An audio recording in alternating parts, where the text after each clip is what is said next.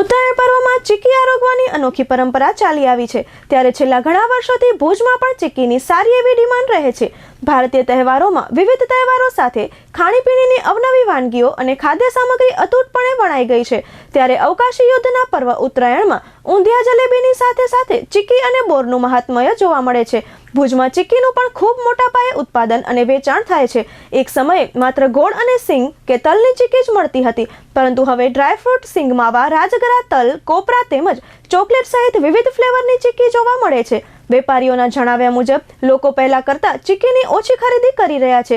જો કે ઉત્તરાયણ પૂર્વે અંતિમ દિવસોમાં હજુ ચીકીની માંગ વધશે તેવી તેઓ આશા સેવી રહ્યા છે.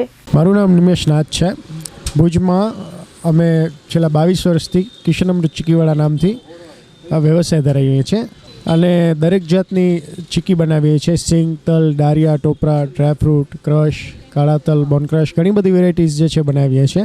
ઉત્તરાયણમાં જનરલી લોકો તલના લાડુ, તલની સિંગની ચીકી એ વધારે પસંદ કરતા હોય છે, પણ તે છતાં હવે વધુ ઝુકાવ ડ્રાયફ્રૂટની ચીકી, અવનવી વેરાયટીઓ જેમ કે ચોકલેટ ડ્રાયફ્રૂટ ચીકી છે, સિંગદાણા ક્રશની ચોકલેટ વેરાયટી છે, એના સિવાય જે નવી ઇન્ટ્રોડ્યુસ કરી છે એવી બધી વસ્તુઓ, ચોકલેટ ખજૂર, ચોકલેટ ડ્રાયફ્રૂટ ફજ, ચોકલેટ વોલનટ ફજ, એના સિવાય ખજૂર બિસ્કિટ, એ બધી વસ્તુઓ પર પણ અત્યારે વધારે ભાર મૂકે છે લોકો.